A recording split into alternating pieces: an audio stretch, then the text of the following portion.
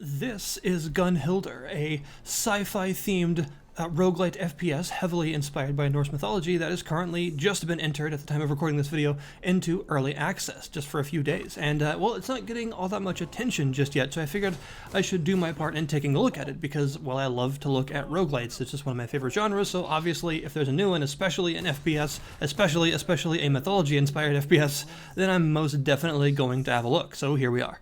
Gunnhildr seems to be most inspired by arena shooter style FPS because that's what the overall shooting and movement mechanics of the game actually feel like. It is a very mobility focused game with pretty much every aspect of it very much focused on the idea of never standing still, because you will die very quickly, and just about every mechanic in the game is entirely based around that one simple idea: stand still and die, keep moving and live.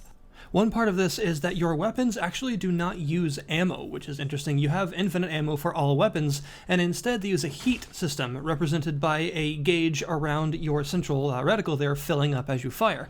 And once this fills up, the weapons will begin to overheat, but more on exactly what that means in a minute because it's probably not exactly what you think. And of course, as you would expect, this heat slowly, passively bleeds off when you're not firing your weapon. Also, you have two weapon slots that you can change out at any time, and the weapon in the inactive slot seems to passively lose its heat at about half the speed of the weapon that you're actually holding currently. But needless to say, this passive loss of weapon heat buildup is not anywhere near fast enough to keep up with all of the enemies spawning around you, because that's just how it works. So instead, there's this cool system that is based around your mobility. Every time you use some of your suit-based mobility options, your double jump, your dash, air dash, all that sort of stuff, it reduces your weapon heat in a big burst. So the main way to actually keep firing is to keep moving. Just like I said, all of the mechanics seem to be based around that idea as a central sort of core tenet of how it's supposed to work. So yeah, that's exactly how it works. The more you move, the more you can fire, and it rewards you for staying mobile and for using your mobility-based skills to constantly just never sit still by allowing you to fire more, because you will lose weapon heat faster that way. There are all sorts of different weapon types in the game, and is, in my opinion, where it sort of shines the most is in its overall just sort of combat feel, with being a very arena shooter inspired thing. If you've ever played something like Unreal Tournament, then the overall movement style of the game, or even Painkiller really, it will feel very familiar to you. You have a lot of air control, you move very fast, your double jump and air dash are integral to actually surviving, and all of your weapons are, of course, projectile-based things. And the weapons are really actually pretty neat, and one of the things that I talk about sometimes in regards to roguelites that some people have a problem with, especially in first-person ones because of the added feedback that you get in combat, is that the starting weapons of a lot of them feel quite weak. And I know that's something a lot of people have problems with, is that the initial weapon before it's either replaced or upgraded, whatever it is you start with, will feel kind of anemic and not all that satisfying. And in this case, I gotta say that's actually not true. The starting pistol may be a pistol, but it's actually very fun to use because it's very precise and it does quite high single-shot damage. It doesn't build up heat that fast, but its fire rate isn't super fast either, so it's obviously something that you want to either replace or have a second weapon as quickly as you can, but it's actually still really fun to use, and its precision is also integral to another very important part of the combat, which is the weak point system. Most enemies have a weak point of some kind on their body. Often it's on their chest or on their back. There's some sort of glowing white or red point that you want to shoot, and shooting this point will stun them, allowing you to get up close and do basically a coup de grace insta-kill. This is important because enemies can have quite a bit of health, and being able to insta-kill them like that is super important. It doesn't matter how much health they have left, as long as they're stunned, you can walk up to them and do this. This will give you extra halite, which I'll explain in a minute, and it will also recharge some of your shield. This is very important. Rather than a traditional health gauge, you have a sci-fi shooter shield, with a couple of important differences from how they tend to work. For one, this thing does not recharge in combat at all. It does not passively regenerate in combat. Usually shields like this, if you avoid taking damage for a certain amount of time straight, then it will begin to recharge. This shield, however, does not do that. It will only passively recharge when all of the enemies are dead. So when you're actually taking damage in combat, that damage is sort of semi-permanent, you could say, because it's not going to come back until you actually complete that combat, so you have to be very careful. So that is why the big finishing insta-kill move is actually really important, not just because the ability to insta-kill things is useful, but because it does give you some shield back, and this is pretty much the only reliable way to recharge your shield in mid-combat. Now, I also mentioned halite. What is that? That is the currency, the sort of crystals that you see enemies and destructibles around the environment actually dropping. This is your meta currency. This is what you use in between runs to upgrade yourself. However, it actually has a couple of other uses as well that makes it a bit different another difference this game has to the way that traditional roguelites tend to work. Now, it's not uncommon to have in a roguelite some sort of in-run shop or chest or shrine or something, that you can apply some of this meta currency to for like an immediate boost. And you sort of have to weigh in your mind, is this run going well enough that I want to improve it by spending some of this meta currency, or do I want to just forego that and keep it all for the next run to upgrade myself in between, that sort of thing. And this game does have that. It's got some chests and upgrading, like forge, anvil thingies and stuff like that can drop passive upgrades, new weapons, and some of those cost this currency to use. So that's not unusual, but what is unusual is the two other uses for it. It's basically like an emergency resource. For one, I mentioned that your shield doesn't recharge in combat, but when it does recharge outside of combat, it takes halite to fill back up. It doesn't recharge for free, which is interesting because that means in order to actually heal yourself, you have to have some of this meta currency left.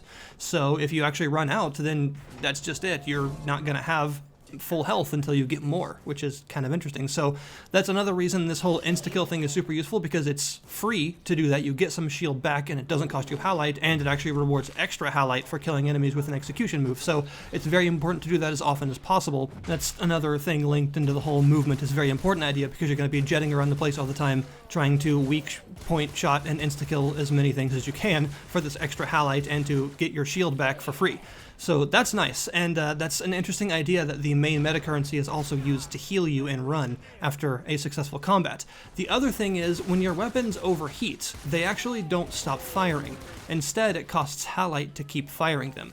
So you can sort of emergency fire your weapon, so you're being charged by like a huge enemy that's just about to die, and you'd rather just take the hit in your currency to do that extra bit of damage to them to kill them, rather than be hit and have to heal it, or maybe you're at 0 shield so it'll kill you, stuff like that.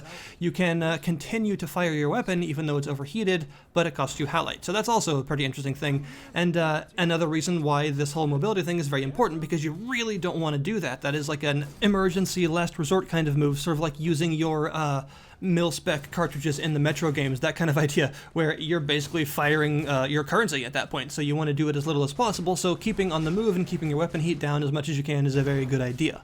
So that's the sort of most different aspect of the game, the idea that its meta currency is actually used very often in run to fuel your excursion, which is sort of neat.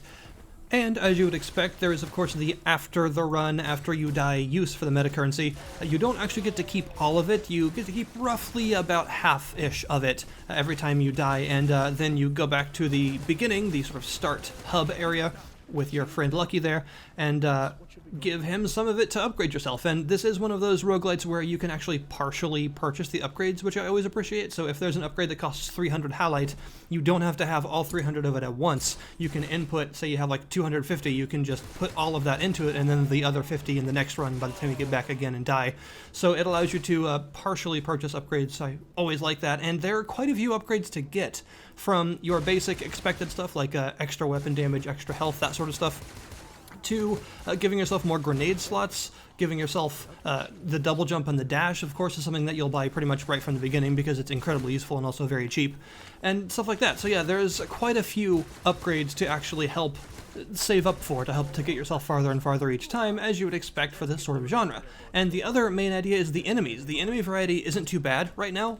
Obviously, it's quite early access, but still, the number of enemies that are currently in the game do provide a good challenge. The fact that each of them have that extra weak point that you have to learn how to seek out and then learn how to actually shoot reliably, because they all sort of stand differently. Sometimes they'll even block it with the way that they hold their weapons and the like, so that does add a bit of extra complexity to each enemy type, knowing how to avoid the particular attacks that they use, knowing how to seek out their weak point, and knowing how to reliably hit it, get close enough to them, execute them, and move on, is just an integral part of understanding each enemy. So that it's a nice way to actually add complexity to the enemy ranks, is by having this whole weak point system. I like that. And the enemies are sufficiently varied to be interesting enough as it stands right now, even though it's quite early. Enemies will tend to have specific attacks that they use, different projectile-based attacks that you will need to learn how to sort of telegraph and dodge, and of course some enemies have melee attacks, and there are even some rarer, more elite enemies like berserkers and some other things that you'll see that have their own behaviors that you'll have to learn to deal with in that very sort of classic arena shooter style of, strafing, jumping, dashing around them, and learning how to deal with them that way. So overall, I think it's a pretty solid game as it stands mechanically. It makes sense. It's a pretty good effort at a first-person roguelite, which isn't done all that often and tends to be quite a difficult thing to do. I think it's easy to forget, to not fully appreciate how difficult it actually is to make satisfying first-person combat, and I don't think that developers that pulled that off actually get enough praise, especially smaller indie devs that don't have massive budgets, because, well, FPS tend to have quite a budget, and part of that is because of the first-person animations and all that stuff that goes into making it feel satisfying. So it does feel quite good as it stands, and it definitely does seem to be a very good base to work off of. I'm happy to see what the new weapon types will be, what the further enemy types will be, what the new environments will be, and all that sort of stuff, because what's here is a very good base to work from, and of course, visually, it's quite a nice looking game as well, with this really fun sci-fi Norse mythology theme that I'm a sucker for stuff like that, so obviously I'm gonna like that. However, having said all of this, I do feel that in the current state of its early access campaign, I do have one big overarching problem with the whole thing, and that is, to me, the difficulty ramps up way too fast. Now, anyone that watches this channel at all knows that I don't normally like to complain about the difficulty of the game, because for one, I like a challenge, and two, just because something is too difficult for me to currently reliably pull off doesn't mean that it needs to be made easier for me. Chances are, it is my fault and not the game's, and I simply need to get better at the game and suddenly it won't be as difficult anymore. So I don't normally have a problem with challenging games, and there are a lot of forms of difficulty that I very much enjoy. However, I do feel that there are some aspects of difficulty that I very much do not enjoy, that I don't find as reasonable, and this game does have a few of those right now, and I feel that its difficulty curve is really, really steep, like to the point that it kind of feels unnecessary. Now, obviously, this is very much personal opinion, and I'm not going to try and pass this off as objective fact, but I have a real problem with bullet-spongy enemies in games. I don't find it satisfying, I don't find it enjoyable, I don't like it when, in order to increase the difficulty, enemies don't get smarter or anything, they simply just have huge amounts of health to the point where it becomes very tedious to kill them. And I feel that the enemies in this game become way too bullet-spongy way too quickly. It's massively overtuned. Like, when you first start, enemies will take about 2 to 3 hits from the starting weapon to die, which is pretty reasonable because we're talking about the first floor of a roguelite, so that's about right.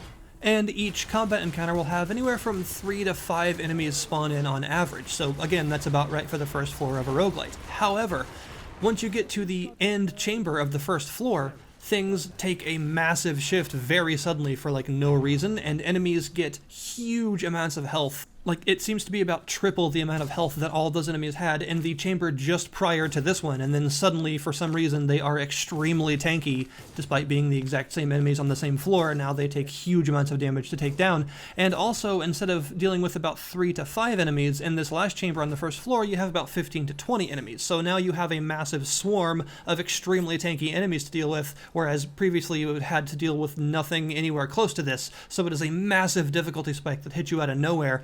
And as such, I've only ever actually gotten past this final chamber of the first floor twice. And the about over a dozen, I think, times that I've actually played, because it's just such a hugely overtuned difficulty spike, I feel, that there's no reason for the enemies to have that much health all of a sudden, and for there to be that many of them. And it really links into some of the other mechanics of the game to show that there are some flaws with the balance, in my opinion. Executing an enemy does insta-kill it, but it only gives you about 15 of your shield back, which is only enough to take 1 hit, so chances are what the final chamber of this first floor will devolve into is you very tediously dragging around a huge swarm of enemies in a big circle while trying to just pick one of them off, just single one of them out long enough to be able to weak point shot them, insta-kill them, and then start running again, and just do this over and over for like 20 minutes because things have so much health that any other weapon or any other form of killing them that you have just isn't enough. You have to weak point shot and insta-kill them. Nothing else works. They just have way too much health. And the problem with that is there's just so many of them that it's actually very difficult to do that, because there's such a crowd of them that in the time it's taken you to perform the insta-kill animation, like 12 other enemies have already zeroed in with their lasers on your butt, so that the second you're done doing it, you're going to get shot from like every angle, and that 1 hit of health that you just restored from doing that insta-kill isn't going to be anywhere near enough to actually survive, because there are just too many of them that take too long to kill, so it overwhelms you. And also, ragdolling an enemy should never feel like a punishment in a game, right? Because ragdolling is always funny, it's hilarious, it's powerful, it's satisfying, it makes you feel great. It should be something that is a rewarding experience, but in this game it's actually a bad thing. because the enemies will quickly ramp up to having so much health that whatever you ragdolled them with is only going to take a tiny fraction of their health away, so it's not really going to be worth it for the damage, and ragdolling an enemy means you're not stunning them, and if they were stunned, it knocks them out of being stunned. So what often happens in this final chamber is you will weak point shot an enemy from far away so that you're safe, and then you will need to get to them quickly because of course they only stay stunned for a certain amount of time, so you use your mobility skills to get close to them. You dash for them, and of course there are so many other enemies around that if you were to just run straight for them, you would get shot anyway, so you can't do that. You gotta dash. However, if you dash too close to an enemy, it ragdolls them. So what'll often happen is you will dash to this enemy to try and melee finish them, which will then ragdoll them, knocking them out of stun, making sure that you can't melee finish them, and also making sure that you just dashed into a large crowd of enemies that now are zeroed in on your location, and you're totally screwed.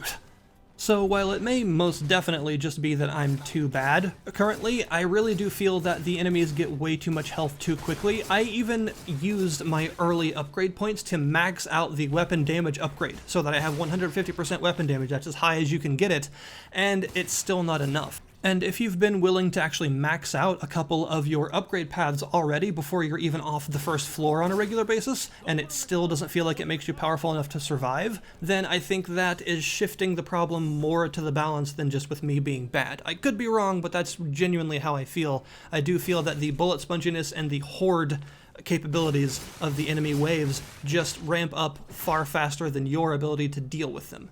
And I definitely don't like to complain about something like that without also giving some sort of solution or something that I feel might help, and just straight nerfs are often not required, you know? That's often a very heavy-handed kind of last resort game balance thing, just making things easier across the board. Usually there are more creative ways, more interesting ways to actually deal with a problem like that if it actually is a problem with the balance and not with me.